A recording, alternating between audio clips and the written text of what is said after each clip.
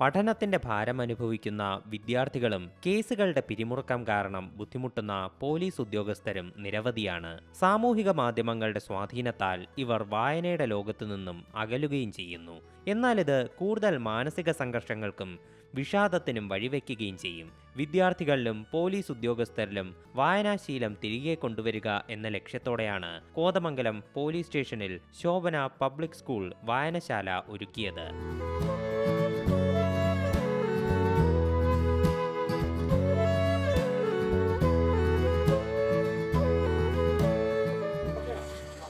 ഇന്ന് വായനാ ദിനം ആചരിക്കുമ്പോൾ ഞങ്ങളുടെ ശോഭന പബ്ലിക് സ്കൂളിലെ മലയാളം ഡിപ്പാർട്ട്മെന്റിന്റെ ഒരു വലിയ പദ്ധതിയായിരുന്നു പോലീസ് സ്റ്റേഷന്റെ മുൻപിൽ ഒരു കൊച്ചു ലൈബ്രറി എന്നത്.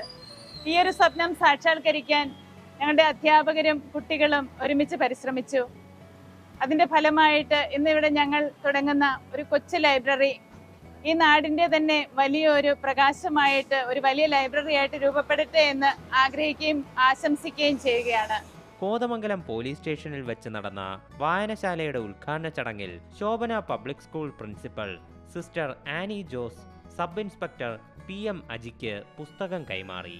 ഇന്ന് ഇങ്ങനെ ഒരു പരിപാടി ഇവിടെ സംഘടിപ്പിക്കാനും ഇത്രയും മനോഹരമായിട്ട് ഇത്രയും പുസ്തകങ്ങളിവിടെ എത്തിച്ച് ഒരു ലൈബ്രറിയുടെ തുടക്കം കുറിക്കാനും ശോഭന സ്കൂൾ പ്രിൻസിപ്പള് ബഹുമാനപ്പെട്ട സിസ്റ്റർ ആനി ജോസ് മാഡം കാണിച്ച ഈ ഒരു ഇത് എത്രയും ശ്ലാഘനീയമാണ്.